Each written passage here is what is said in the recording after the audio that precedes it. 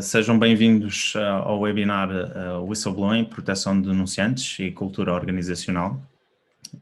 De referir que este webinar está a ser gravado e que a plateia pode colocar questões no chat, no bate-papo, que nós no final de cada painel tentaremos dar respostas às vossas questões e também criar aqui alguma dinâmica com o público.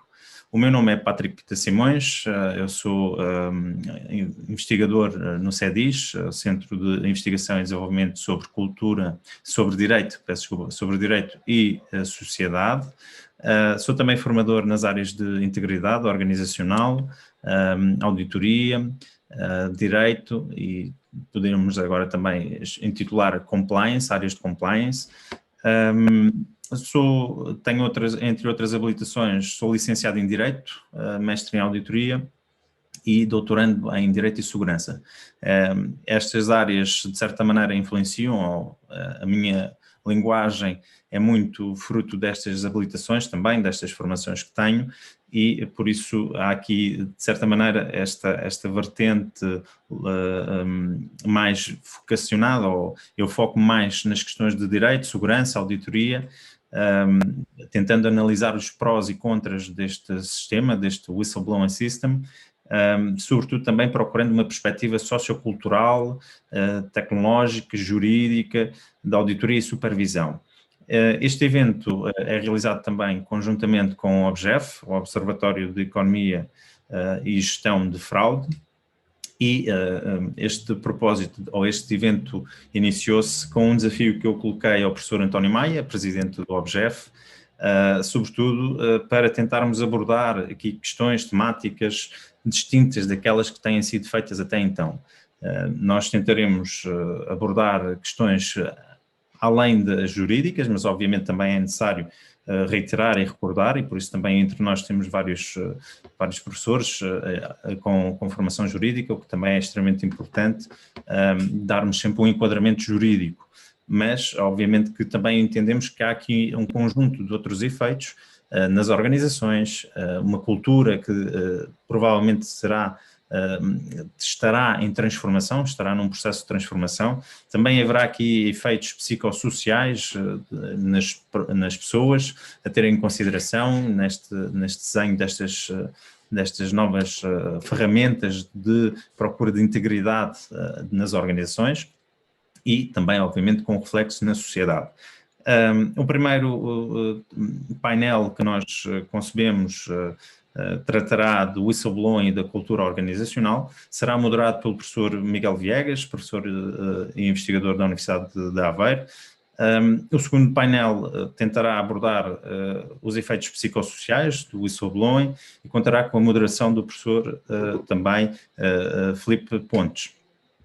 Eu irei agora tentar fazer aqui um breve, muito sucinto enquadramento do whistleblowing em Portugal, não querendo repetir o que eu já fui dizendo até recentemente na quinta-feira passada, num evento organizado também pelo OBGEF e pelo CEDIS, com a colaboração também do ISCAL e também da Ordem dos Contabilistas Certificados.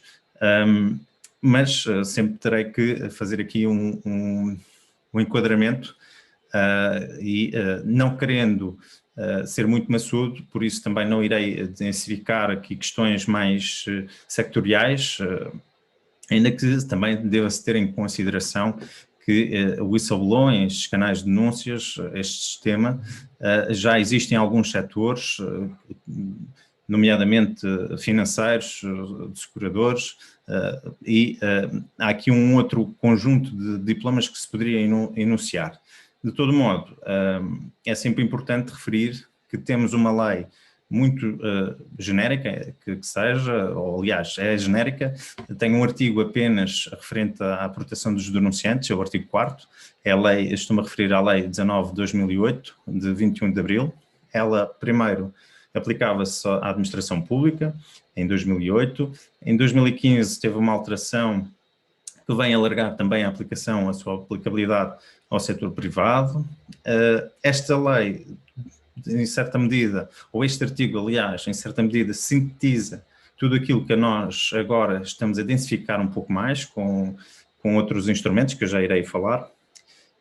Em 2009, a Comissão Nacional de Proteção de Dados, por sua vez, face ao número elevado de notificações que recebeu a propósito desta matéria, de relatos que envolviam dados pessoais, mas que eram enquadrados no âmbito do whistleblowing, ela também deliberou um conjunto de princípios para o tratamento destes dados.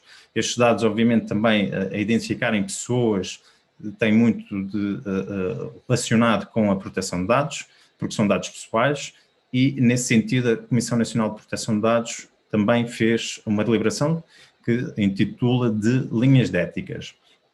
Também, numa perspectiva muito geral, muito abrangente, recentemente, ou em 2019, já vão passando alguns anos, já podemos dizer até alguns anos, foi elaborado pelo Parlamento Europeu e o Conselho, adotaram uma diretiva que visa, sobretudo, estabelecer normas mínimas comuns para a proteção de denunciantes. Esta diretiva refere que as pessoas que trabalham nas organizações estão numa posição mais privilegiada para poderem relatar estas denúncias, mas muitas vezes sentem-se desencorajadas porque não têm um sistema jurídico, tecnológico, outras perspectivas que poderemos também aqui, e vamos aqui abordar, que as faça sentir confortáveis ou à vontade para poderem relatar estas irregularidades. A diretiva fala em violações, a deliberação da CNPD fala em irregularidades. Também temos aqui um problema de terminologia e de nomenclatura de algumas palavras que também são muito associadas a determinadas áreas, direito de trabalho, direito penal, mas que também, de certa medida, é um assunto a debater e que se pode abordar também nesta perspectiva. Também gostava de vos dizer que, mais recentemente, foi publicado no site oficial da Presidência da República, aqui um aspecto que é interessante no dia de hoje. Pode ser que amanhã já haja aqui desenvolvimentos, ou brevemente se espera. Foi mencionado no site oficial da Presidência da República que o Presidente da República promulgou 2 diplomas. Um é o referente à Estratégia Nacional Anticorrupção, que já irei falar um pouco melhor, e outro que visa o regime geral da proteção dos denunciantes de infrações. O primeiro realmente foi publicado no dia 9, recentemente. Este vem a criar um mecanismo nacional anticorrupção, também intitulado como agência, e também veio estabelecer um regime geral de prevenção da corrupção. Neste segundo, é mencionado no seu artigo 8º a existência de canais de denúncias, ou a necessidade de existir canais de denúncias, e no seu artigo 5º vem falar na necessidade de estabelecer um programa de cumprimento normativo, que no setor privado é mais conhecido por compliance, e também a nomeação de uma pessoa responsável por este cumprimento normativo. Ora, uma das funções desta pessoa será também ser responsável pelos canais de denúncias. Nesse sentido, temos aqui também, de uma forma indireta, de certa maneira, uma transposição da diretiva. Temos uma parte, pelo menos, que se percebe a necessidade da implementação e institucionalização destes canais de denúncias. Gostava ainda de referir que este decreto-lei foi publicado agora, recentemente, e daqui a 6 meses, tem uma vacatio legis de 6 meses, ele será ou estará em pleno vigor, totalmente, ou deve ser totalmente adotado pelas entidades. Este diploma é dito que as entidades abrangidas por este diploma são entidades com 50 ou mais trabalhadores, tanto as nacionais como aquelas que têm sede noutros países. Por isso, há que ter isto em consideração, que nós temos aqui, de certa maneira, uma perspectiva de uma grande revolução organizacional, se podemos assim chamar, entre aspas, revolução, mas perspectiva-se aqui a necessidade de muitas alterações. Gostava então de mencionar que, apesar de termos esta questão de transposição ainda não estar totalmente feita na sua plenitude, porque ainda não foi publicado, mas tendo em consideração aquilo que vos já mencionei, nós já temos instrumentos legais que nos obrigam a termos isto em consideração, por isso este tema, para além da pertinência, da atualidade, é obviamente também um tema que as entidades que queiram estar em melhores práticas, em conformidade com as melhores práticas, com as melhores políticas de compliance, obviamente também deverão ter isto em consideração. Este é o que vos partilho agora aqui no ecrã, efetivamente o último diploma que foi aprovado pela Assembleia da República referente a este assunto, e é este o texto que se espera também que venha a ser publicado brevemente. Gostaria então de passar a palavra ao professor Miguel Viegas, que irá moderar este primeiro painel, que terá a participação da doutora Ruth, muito agradeço. Também contamos com a participação do professor André Correia de Almeida, o professor Fábio, o professor Alexandre Sousa Pinheiro e o professor Miguel Pereira Lopes.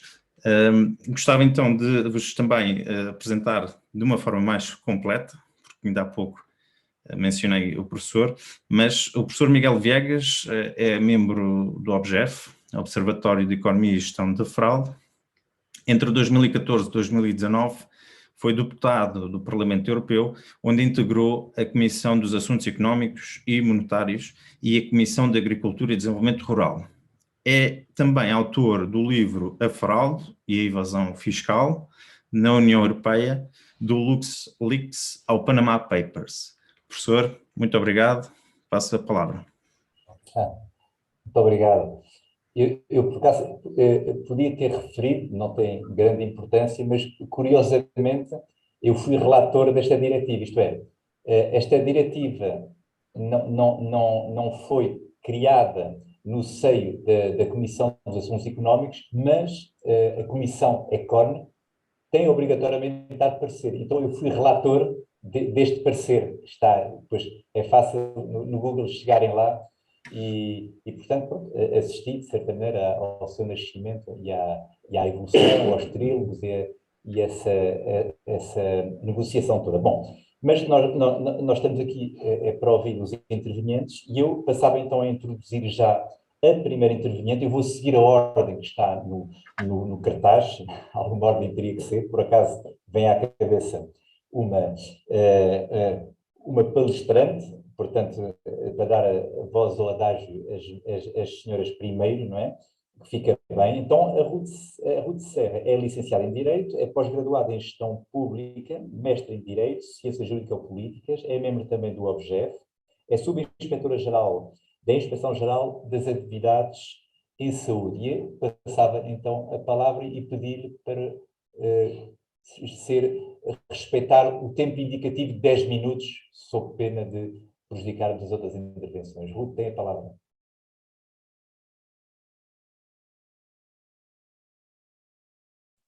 O som, Ruth, tens que... Peço desculpa, já reparei. Já reparei porque isto dá aqui uma mensagem. Obrigada. No fundo, o que eu estava a dizer, estava a agradecer, Miguel, pela introdução, estava também a agradecer o convite ao Dr. Patrick Pita Simões. É uma honra estar aqui com tão ilustres palestrantes para falarmos um bocadinho destes temas que estão na ordem do dia e que são realmente cada vez mais importantes, nomeadamente considerando a evolução legislativa que tem recentemente acontecido. Eu agora trataria, se fosse possível, se a tecnologia nos deixar, de fazer aqui um compartilhamento de tela, para para vos mostrar aqui alguns slides que vão, no fundo, ajudar-me a fazer a explanação que aqui vos trago hoje. E vou, naturalmente, tentar respeitar o tempo regimentar, digamos assim. Bom, o tema que me proponho aqui hoje falar um pouco, a convite do Dr. Patrick, é sobre integridade organizacional, ética, integridade e transparência. Bom, este tema levanta desde logo uma questão que pode muitas vezes ser conotada com alguns chavões que se utilizam, que são gíria, digamos assim, para quem lida mais profundamente com estas matérias, mas que eu acho que é sempre bom relembrar. E, portanto, no fundo, o que é isto de ser íntegro? É, desde logo, fazer a coisa certa, mesmo quando todos estão distraídos, ou seja, não só estarmos atentos para o facto de alguém estar a atentar na nossa ação ou na nossa omissão, quando é devido a uma ação, mas a todo o tempo termos presente que é importante mantermos elevados padrões de integridade. Depois é também colocar o interesse público acima dos seus próprios interesses. Evidentemente que esta questão tem a ver com outro subtema, digamos assim, deste tema mais geral da integridade organizacional, que são as problemáticas relacionadas com os conflitos de interesses reais, potenciais ou aparentes.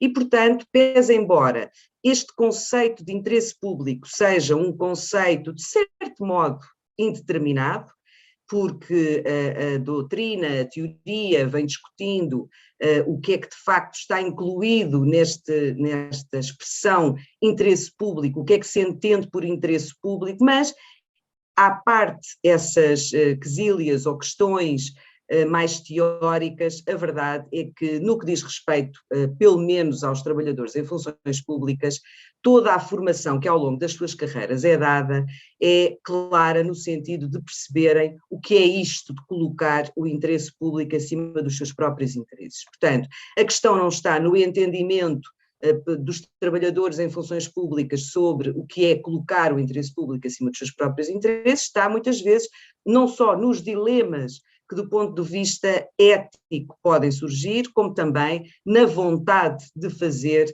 lá está, a coisa certa, mesmo quando todos estão distraídos. E depois, outra questão que também acaba por definir, de certo modo, o que é isto de ser íntegro, é desempenhar as suas funções sem receio de a qualquer momento existir escrutínio público, nomeadamente quem é trabalhador em funções públicas, quem desempenha altos cargos públicos, quem desempenha cargos políticos, quem tem, no fundo, uma exposição pública, sabe que a qualquer momento, qualquer ação pode ser escrutinada e, muitas vezes, quando menos se espera. Portanto, deve estar atento a essa situação, deve ter sempre presente essa circunstância e, portanto, tentar, deste modo, que pautar a sua conduta sempre pelos mais altos níveis de integridade. A questão da integridade organizacional não pode naturalmente ser desviada da tentativa de percebermos o que é uma cultura organizacional. E, portanto, existem diversas teorias da ciência da administração, e eu trago-vos aqui uma já antiga, com muitos anos, deste autor, Schein, e que nos diz que a cultura organizacional é um conjunto de valores nucleares, mas não só, também de normas de comportamento, de artefactos, de padrões de comportamento, que no fundo governam a forma como as pessoas interagem numa determinada organização e o modo como se empenham no trabalho e nessa própria organização. Portanto, um conjunto de valores, de padrões de comportamento que acabam por influenciar o clima mais interior, mais subjetivo de determinada organização, e isto acontece seja a organização de cariz público ou privado, mas depois também aquilo que são as diretrizes escritas no texto da lei ou até em instrumentos de regulação interna dessas próprias organizações ou até de organizações internacionais que, dedicando-se também ao estudo destas matérias, acabam por dar-nos algumas diretrizes que são consideradas internacionalmente, de modo geral, pelas organizações, as chamadas boas práticas. E esta cultura organizacional acaba por ter vários níveis ou várias camadas, se assim quisermos, todas elas contribuindo para aquilo que é, no fundo, a saúde da cultura organizacional de determinada entidade. E são elas, desde logo, os atributos organizacionais, portanto, a ideia de clima organizacional. Depois, concorrem também para estes níveis da cultura organizacional os atributos individuais, ou seja, no fundo, aquilo que são os nossos próprios padrões enquanto trabalhadores, seja em instituições públicas ou privadas, a nossa moral, os nossos próprios valores pessoais, digamos assim, que acabam também por influenciar esta cultura organizacional, ou seja, os locais onde desempenhamos as nossas funções. Depois, os denominados artefactos. O que são isto dos artefactos? Os artefactos são considerados os próprios locais físicos do sítio onde trabalhamos. Se, de facto, temos um sítio propício às funções que estamos a desempenhar, sob o ponto de vista físico, logístico, se temos luz natural, enfim, tudo isso são pequenos pormenores que também influenciam na sua percentagem, digamos assim, toda esta noção de cultura organizacional. Para além disso, temos também, eu peço desculpa que tenho aqui, exatamente, tenho aqui o próprio Zoom a tapar-me o PowerPoint, mas são de facto os padrões e as normas, ou seja, os códigos de conduta, os códigos de ética ou as cartas de ética, portanto, todos esses instrumentos internos das organizações que devem ser adotados, que devem ter um contributo muito grande de envolvência de toda a organização, e esse estímulo deve ser dado, desde logo, pelas lideranças de topo. Depois, os valores aqui já não só os valores no sentido dos nossos valores pessoais, mas os próprios valores organizacionais. Portanto, aqueles que são definidos pela própria organização e que muitas vezes constam até das leis orgânicas, nomeadamente das entidades públicas, que são anunciados nos seus websites, para além daquilo que é a missão e aquilo que são as competências gerais e específicas das organizações, os valores que a própria organização adota para pautar o seu comportamento, também naturalmente que contribuem para a cultura organizacional. E depois, por fim, esta camada mais interior, mais subjetiva, que é denominada a camada dos pressupostos básicos. Ou seja, muitas vezes como as próprias pessoas que compõem a organização até eventualmente socializam no extra-organização, o ambiente relacional, digamos assim, entre os profissionais, tudo isto acaba por contribuir para esta definição que vos dei anteriormente de cultura organizacional. Naquilo que diz respeito aos normativos, sejam normativos legislativos ou não legislativos, eu gostaria de chamar aqui a atenção para uma recomendação da OCDE sobre a integridade pública, que data já de 2018 e que apresenta esta definição do que é isto da integridade pública e que nos diz que a integridade pública refere-se ao alinhamento consistente e à adesão de valores, princípios e normas éticas comuns para sustentar e priorizar o interesse público sobre os interesses privados no setor público. Esta é uma definição que não tem sofrido ao longo do tempo alterações e, portanto, continua a ser esta recomendação da OCDE muito utilizada pelas organizações, nomeadamente para a construção daquilo que são os seus códigos de conduta, por exemplo. Para além desta recomendação, também a OCDE tem este handbook publicado sobre integridade pública e que basicamente, eu vou aqui apresentar apenas algumas linhas gerais daquilo que é o conteúdo do documento, dá uma orientação sobre como melhorar a cooperação entre as entidades públicas, entre aqueles que são os chamados stakeholders, os próprios parceiros também, muitas vezes até externos dessas mesmas organizações. Para além disso, explora como se podem construir culturas de integridade em todo o governo organizacional e na relação dessa organização com a própria sociedade. Explica como a liderança ética, responsiva e confiável é crucial para a construção de culturas organizacionais abertas. Desenvolve também métodos de gestão de risco de integridade. Sobre esta matéria da gestão de risco de integridade falarei também brevemente um pouco mais à frente, desenvolverei um pouco mais à frente.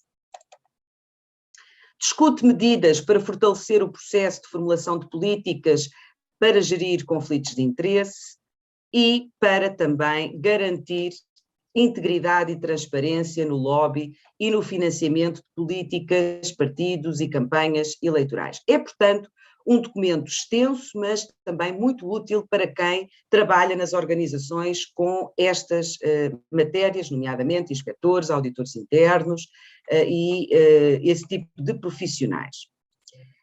A OCDE apresenta ainda também o chamado modelo de maturidade. Este modelo de maturidade, no fundo, acaba por ser, através de bullets, digamos assim, de questões-chave, apresentar aquilo que acaba por contribuir e compõe, no fundo, esta noção de integridade pública.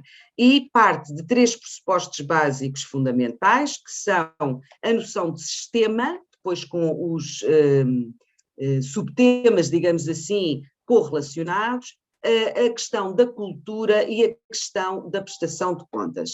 E, portanto, no que diz respeito ao sistema, temos desde logo estes planos de intervenção que são e que devem operar ao nível do próprio compromisso da organização para com práticas íntegras, aquilo que são também as próprias responsabilidades institucionais, legalmente previstas ou adotadas pela própria organização, tendo em conta, no fundo, as suas competências e atribuições.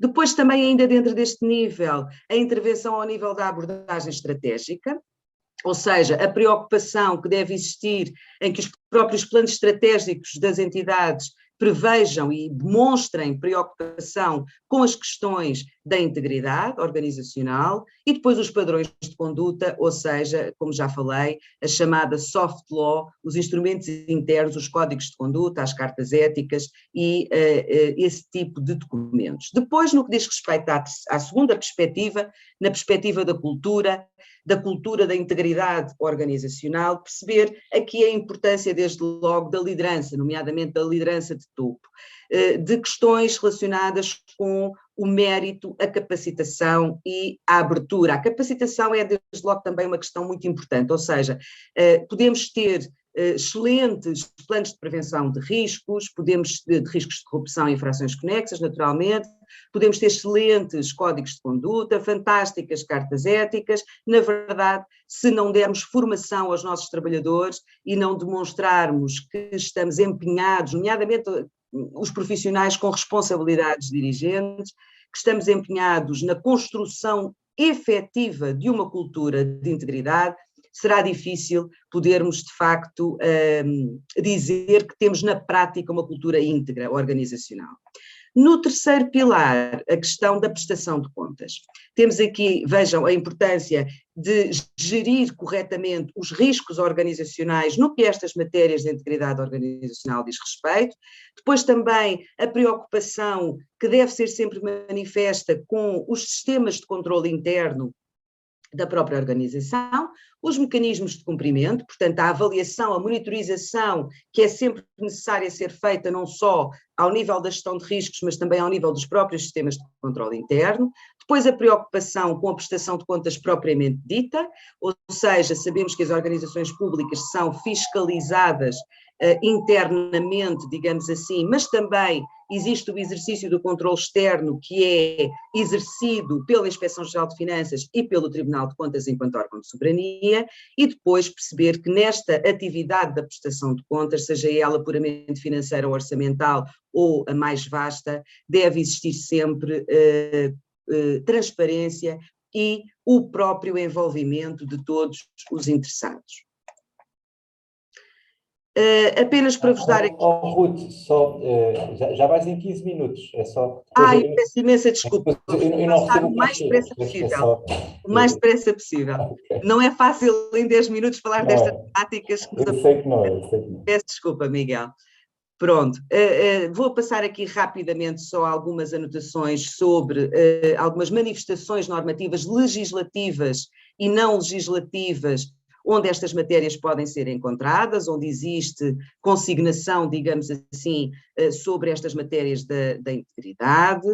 Depois aqui ao nível das manifestações também normativas, mas não legislativas, as cartas éticas, O Código Deontológico do Serviço Público não está aqui mencionado porque tendo sido aprovado, entretanto já foi revogado, mas existe um Código Deontológico do Serviço Policial, o Código Europeu de Boa Conduta Administrativa e também o próprio recentemente aprovado Código de Conduta do Governo, mas aplicável apenas a estes titulares de cargos políticos.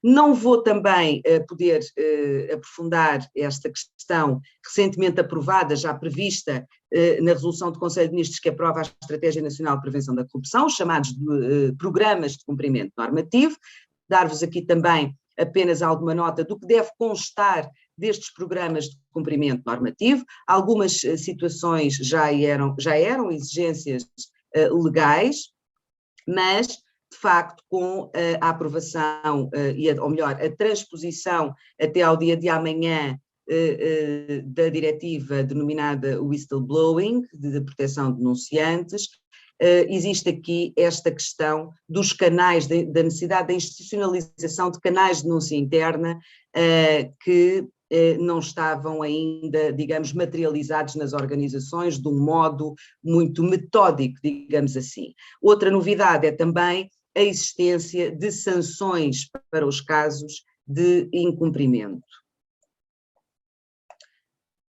Mais recentemente, há meia dúzia de dias, foi aprovado também através deste decreto-lei o Mecanismo Nacional Anticorrupção e que estabelece também o Regime Geral de Prevenção da Corrupção e aqui vos deixo, vou abster-me de ler naturalmente, aquilo que são as grandes novidades, digamos assim, de um modo mais sintético possível deste diploma. Para além disso, sabemos então que este denominado ciclo de Deming é também muito importante, desde logo naquilo que diz respeito à gestão de riscos, e este ciclo é composto normalmente por 4 fases, a fase do planeamento, depois a fase da execução, depois do acompanhamento e depois da monitorização ou da atuação-reação, e dizer-vos também que deste modo mais esquemático, apresento aqui aquilo que devem ser as preocupações etapa por etapa com uma gestão de riscos de integridade. Para além disso, existe também um outro instrumento pouco utilizado ainda em Portugal, mas muito importante. Já existem alguns países que têm estas metodologias, digamos assim, mais desenvolvidas e que têm a ver com as auditorias de ética. Trago-vos aqui também algumas noções muito sintéticas e básicas do que é auditar a infraestrutura ética de uma organização e quais é que são os seus objetivos e propósitos. Eu estou mesmo a acelerar o mais possível, Miguel. E dizer apenas que existem 3 tipos de auditorias de ética, auditorias de compliance que no fundo fazem apenas uma verificação, auditam a conformidade ou não com aquilo que são as diretrizes legais, e depois existem outros 2 tipos de auditorias de ética que vão mais a fundo, são normalmente mais completas e que tentam compreender se, apesar de haver uma conformidade em termos da produção documental interna exigida legalmente dentro de uma determinada organização, se efetivamente existe uma adesão por parte de todos os trabalhadores ou colaboradores dessa organização a essas diretrizes. Mesmo a terminar, apenas para fazer aqui uma pequena referência àquilo que deve ser uma abordagem global para uma cultura de integridade. E, portanto, deve haver uma definição, uma implementação, uma monitorização de políticas internas de integridade, de acordo com imperativos legais e com indicativos. Deixo aqui apenas uma pequena nota àquilo que são os denominados princípios ESG, sobre ambiente, social e governação, mas também ODS, em específico o Objetivo 16, que tem em vista, ODS significa Objetivos de Desenvolvimento Sustentável, o Objetivo 16 diz respeito às instituições íntegras e, portanto, às preocupações relacionadas com os fenómenos da corrupção, em sentido mais lato. Depois, aquilo que deve ser o envolvimento das próprias entidades da sociedade civil, onde o objeto desde logo se inclui, e que devem, no fundo, funcionar como verdadeiros provedores da integridade pública, mediante estarem atentos, refletirem e também denunciarem ou orientarem práticas e, por fim, a necessária envolvência dos próprios cidadãos, porque ser íntegro numa organização é ser íntegro na sociedade e estar preocupado com estas situações é ser um cidadão responsivo e responsável. Bom, muito obrigada pela vossa atenção. Eu julgo que terei que reivindicar junto do Dr. Patrick que da próxima vez me conceda mais tempo, porque tenho sempre alguma dificuldade, desde logo sendo a minha formação básica em Direito, de às vezes sintetizar as matérias. Muito obrigada pela vossa atenção. Muito obrigado, Ruth, pela excelente intervenção. Uma alternativa é um estágio no Parlamento Europeu, porque lá as nossas intervenções são de 1 minuto. 1 minuto. Bom, fantástico. E 1 minuto, e não pode ser muito depressa, porque depois, senão, os intérpretes não conseguem acompanhar. Então, exatamente. 120, bem, 1 minuto é um cúmulo da síntese, é fabuloso. Ora bem, eu julgo que o André Correia não se juntou a nós, e, portanto, passava então a palavra ao Fábio Albuquerque, que é doutor em Ciências Económicas e Empresariais, mestre em Auditoria e licenciado em Contabilidade e Administração. É professor coordenador e diretor do mestrado em Contabilidade do ISCAL, e dou-lhe de imediato a palavra. Fábio. Muito obrigado. Vou então tentar cumprir o meu tempo, até porque tenho um compromisso ainda hoje, como já sabe o Dr. Patrick, e portanto vou ter de me ausentar antes do fim, com muita pena minha, deste webinar. Portanto, começo, claro, por agradecer o convite para estar aqui presente e antecipando, portanto, essas desculpas por força de outros compromissos. E já que o tema é desculpas, e uma vez que a proposta que me foi dada de tema é demasiado ampla, e depois de observar aqui os meus restantes colegas do próximo painel e os seus temas, fiquei aqui com algum receio, alguma dificuldade de entrar demasiado em áreas que não seriam expectavelmente as minhas, ou a razão que me trouxe aqui. Portanto, se cometer aqui este deslize, deixo já aqui as minhas desculpas, mas vou então procurar, para evitar isto precisamente, trazer o tema tanto mais possível aqui para a área da contabilidade e auditoria.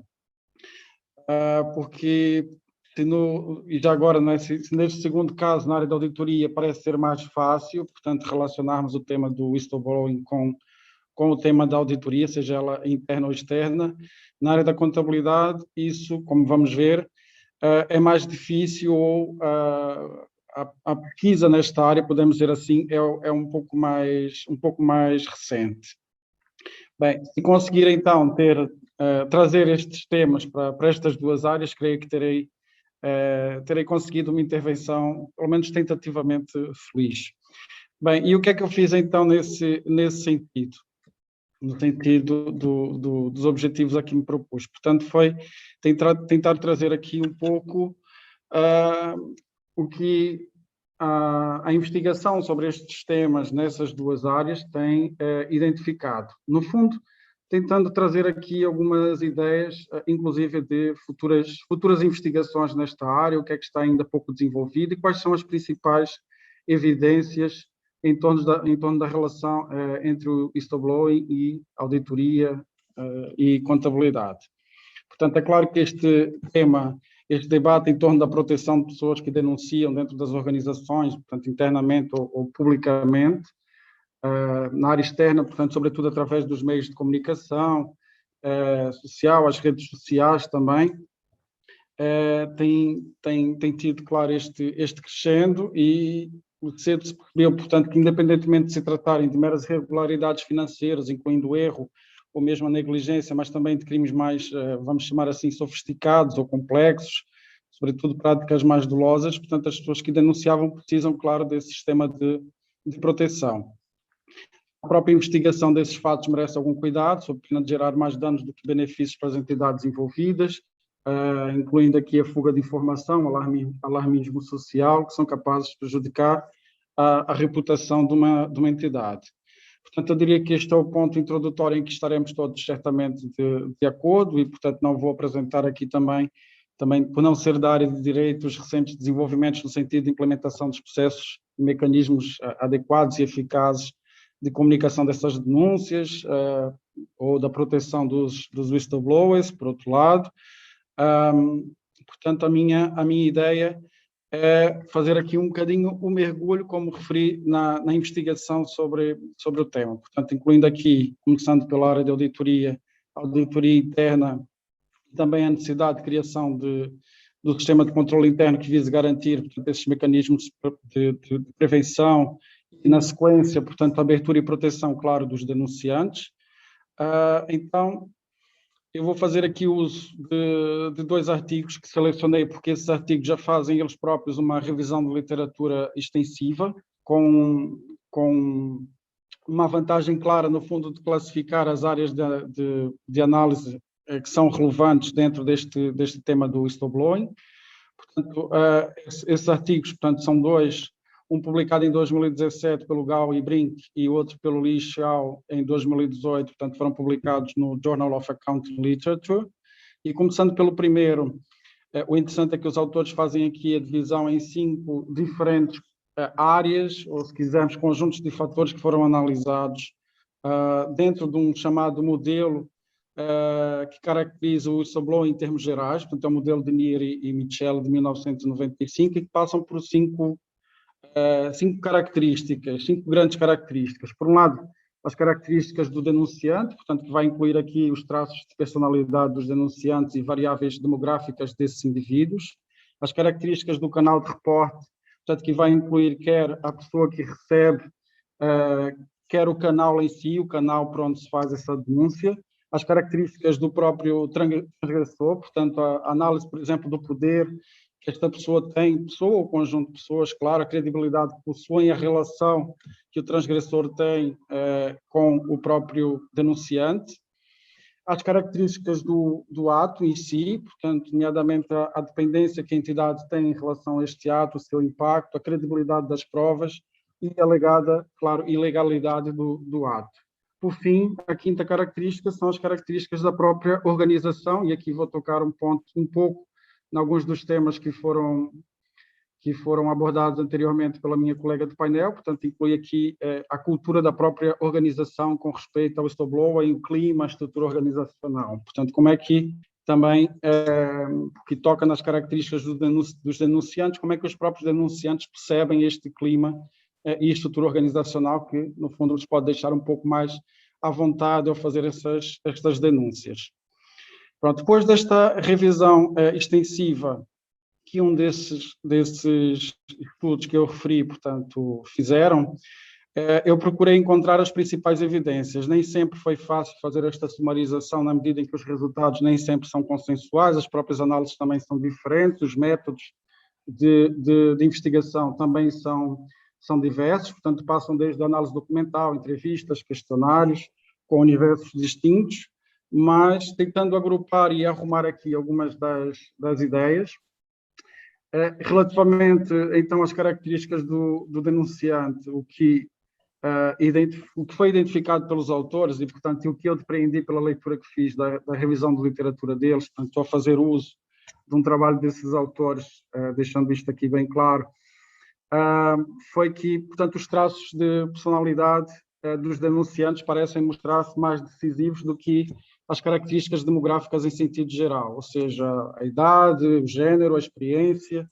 Estes efeitos parecem menos decisivos do que a própria personalidade do indivíduo que faz a denúncia, não é? Portanto, se é um indivíduo mais propenso, no fundo, a não aceitar, digamos assim, estes atos que ele identificou. Portanto, exceto aqui, em alguns casos, em algumas análises cruzadas que os autores fizeram, portanto, de características demográficas com alguma maior especificidade dos tipos de atos ou da natureza desses atos, aqui as características demográficas já se revelaram mais relevantes, mais expressivas. Sobre as características do canal de reporte, portanto, a segunda característica, quer a pessoa ou as pessoas que recebem as denúncias, sobretudo em função da posição que ocupa, mas também as próprias características da personalidade e também o canal de reporte mostraram-se, nos 2 casos, decisivos e de interesse para a própria concretização da denúncia. Por exemplo, se o canal é anónimo ou não, se o denunciante se mantém ou não se mantém anónimo após a denúncia, em que fases do processo isto acontece, se o receptor da informação é interno ou externo à entidade. Portanto, todos esses elementos, um conjunto desses elementos fatos são analisados, mostraram-se relevantes, portanto, no contexto do avançar do processo de denúncia, digamos assim. No terceiro ponto, sobre as características, portanto, do transgressor, as investigações, curiosamente, aqui mostram-se menos vastas, portanto, aqui ainda uma área aparentemente muito ampla de investigação, mas também se identifica que o maior poder e a credibilidade que é acreditada, ou que é possessionada, pelo menos pelos outros, ao transgressor, também se revelaram um aspecto determinante na caracterização do whistleblowing, com associações aqui negativas relativamente à quantidade de eventos reportados nestes casos. Portanto, quanto maior o poder do transgressor, portanto, menor as denúncias que são reportadas, não só o poder, mas também a relação entre o denunciante e o denunciado. Relativamente às características do ato em si, portanto, também aqui a dependência da entidade condiciona, de facto, as ações corretivas relativamente à denúncia feita. Portanto, a credibilidade das provas, por sua vez, demonstra conclusões mais contraditórias quando outros elementos são adicionados à análise, nomeadamente há aqui uma diversidade grande de conclusões nos estudos quanto à existência de recompensas ou não pela denúncia que é efetuada, sobretudo também cruzando aqui este dado com as denúncias que são feitas interno ou externamente à organização. E, por fim, aqui relativamente às características da organização, portanto, que inclui, lá está, a cultura da entidade com respeito ao whistleblowing, clima, estrutura organizacional, portanto, alguns resultados que eu diria até se apresentaram relativamente inesperados. Achei curioso aqui e destaco, por exemplo, políticas de anti-retaliação. Eu diria que o senso comum estaria à espera que políticas implementadas nesse sentido incentivassem as práticas e as denúncias, não é? Tanto na esfera do whistleblowing, e os poucos estudos, também não são muitos, diga-se de passagem, identificaram um efeito inverso, um efeito contrário, ou seja, na medida em que as entidades divulgavam essas práticas, no fundo elas estavam a expor, ou se quisermos, a deixar a nu que existia a possibilidade de retaliação, e isto curiosamente levava a um efeito inverso, a um efeito negativo na disseminação dessas denúncias. Portanto, globalmente sintetizando, eu acho que o essencial daqui é que existe um potencial de facto enorme de futuras investigações empíricas nesta área, pelos vários métodos de investigação que foram identificados, análise documental, pesquisas de arquivo, pesquisa experimental, questionários, entrevistas, tendo a teoria da legitimidade sido identificada aqui como principal suporte teórico destas investigações. Pronto, o segundo estudo que eu selecionei para trazer aqui, esse estudo parte mais ou menos da mesma linha do anterior, mas em vez de dividir isto naquelas 5 características, no fundo eles, são 2 autores, fizeram aqui uma distinção em 3 áreas, em 3 grandes áreas, sem descurar depois algumas subanálises dentro dessas 3 áreas. Portanto, no fundo foi numa lógica de input, process e output, ou seja, a decisão da denúncia, por um lado, a resposta da denúncia e o resultado da denúncia. E, portanto, na decisão da denúncia, o que foi analisado foram as características do whistleblower, portanto, o denunciante, na questão do processo, portanto, na resposta à denúncia, se quisermos, portanto, as características da entidade, e, por fim, no output, as características do ato e do enunciado foram aqui agrupadas. Portanto, mais uma vez aqui, relativamente às características do denunciante ou do whistleblower, portanto, não se identificou também aqui o efeito do perfil demográfico típico do denunciante, portanto, não há um perfil típico. Em alguns casos, identificou-se sim com maior destaque a idade, mas em situações mais particulares aqui. O que se mostrou de facto mais relevante, tal como o outro estudo também já havia identificado, foram as características de personalidade, nomeadamente a propensão do denunciante a fazê-lo, no fundo os seus conceitos morais e éticos relativamente ao que é o ato em si da denúncia, a sua responsabilidade para fazê-lo, seja em termos pessoais, seja em termos da posição que ocupa, portanto a sua ética profissional, se quisermos. Essa percepção do indivíduo relativamente ao ato da denúncia em si mostra-se mais relevante do que características específicas e demográficas dos denunciantes. apesar de, mais uma vez aqui, algumas análises mais específicas e cruzadas revelarem alguns resultados também interessantes. Quanto às características da entidade, os estudos identificaram que a maior responsabilidade percepcionada pelos denunciantes e a provável retaliação aos denunciados aumentam a probabilidade de denúncias internas, mas não necessariamente as externas. Uma curiosidade aqui desta segunda revisão de literatura é que os autores procuraram fazer esta análise em termos das denúncias internas e denúncias externas. E aqui as denúncias externas parecem ser função da antiguidade da entidade, da sua maior reputação, do seu melhor desempenho, mas curiosamente também é uma consequência das fracas características que essas entidades têm em termos de corporate governance, ou seja, medidas internas de governação, portanto, a forma como elas se encontram estruturadas. Portanto, quanto mais frágeis, maior a propensão para atos de denúncia externa por parte dos whistleblowers.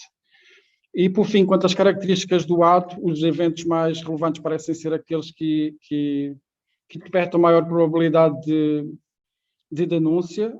As evidências mais robustas fornecem, no entanto, aqui conclusões mais sólidas para as denúncias internas. Por outro lado, a relação mais próxima entre o infrator ou o poder que estes têm na organização reduzem as intenções de denúncias internas por parte dos whistleblowers. Portanto, essas conclusões também estão em linha com as da revisão de literatura dos autores anteriores. Agora, tentando ligar mais o tópico com, eu não sei, ainda tem tempo, não tem? Fábio, o meu cachê já foi ao ar, não é? Portanto, já estou, desse ponto de vista, estou à vontade, mas de qualquer maneira já está a se aproximar perigosamente dos 20 minutos. Eu não sei se nós estamos aqui a comprometer um bocadinho. Está bem, então eu vou já terminar. Dizer apenas que... De pôr aqui mais um bocadinho, que é o professor Fábio é a pessoa que tem mais interesse também por causa dos compromissos que sei que tem a seguir, por isso também tenha isso em consideração, mas acho que ainda temos aqui alguma margem, relativamente falta aqui alguns oradores, mas Miguel é que sabe que é o moderador. Ok, obrigado, Patrick, obrigado. De qualquer maneira, pronto, algum freio, senão isto entra em descontrole. Força, Fábio, pode concluir então. Obrigado. Também já me estou a aproximar do fim. Portanto, era terminar precisamente agora com uma área da contabilidade. Na área da contabilidade, portanto, para a vossa sorte, por isso é que não me vou estender tanto, a pesquisa ainda é muito, muito incipiente. Portanto, começa a haver já aqui alguma investigação que procura relacionar, sobretudo, os mecanismos de corporate governance dessas entidades com as práticas e os mecanismos do whistleblower. Portanto, aqui pesquisas que aquilo que conseguem fazer é, por exemplo, através da identificação das práticas divulgadas nesta área do whistleblower, portanto, identificam que quanto mais fortalecidas elas são, a responsabilidade social, as divulgações e o desempenho nesta área das entidades também é melhor. Isto é digamos, uma área, uma linha de pesquisa que se tem identificado. Depois, claro, nós todos imaginamos que essa área do whistleblowing, as denúncias, tem um impacto reputacional nas entidades, e esse impacto é diretamente verificado, diretamente observável por reduções de vendas no curto prazo, reduções do desempenho bolsista dessas entidades, a capitalização bolsista, no fundo, claro, sofre aqui um impacto imediato. Mas há um outro lado positivo também que as investigações nesta área têm identificado, que é a médio e longo prazo. Portanto, o efeito dessas denúncias vem provocar, portanto, vem incentivar a que essas entidades melhorem os seus mecanismos de corporate governance, reduzam práticas fiscais mais agressivas, portanto, acaba por ter um efeito benéfico no médio e no longo prazo.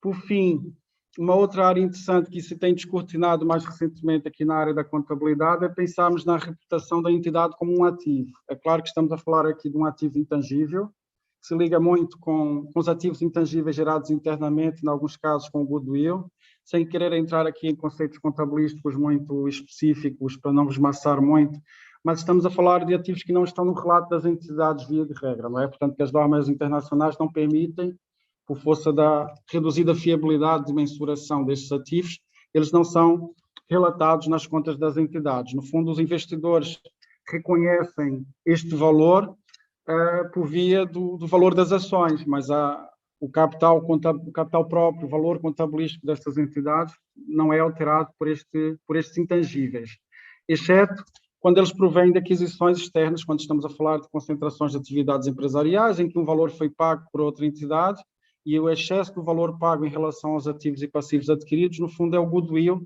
como um conjunto de intangíveis que inclui a reputação da entidade, a sua antiguidade, enfim, o know-how dos trabalhadores, este conjunto de intangíveis que antes não estavam identificados nas contas das entidades. E então as investigações nesta área têm procurado já, mais recentemente, analisar os efeitos do whistleblowing sobre este tipo de ativos intangíveis, em termos gerais, os seus impactos, as práticas de money management associada ao reconhecimento desses accruals, não é? Porque estamos a falar aqui, sobretudo na área do goodwill, de um ativo que não é sujeito à amortização e que periodicamente é testado quanto a imparidades. E o reconhecimento não tempestivo destas imparidades ou por montantes não apropriados em cada um desses momentos pode provocar efeitos nos resultados das entidades, que se ligam, claro, às questões relacionadas também aqui com sinalização, teoria da sinalização, teoria da legitimidade, mas também, claro, com práticas de incentivo à remuneração aos gestores.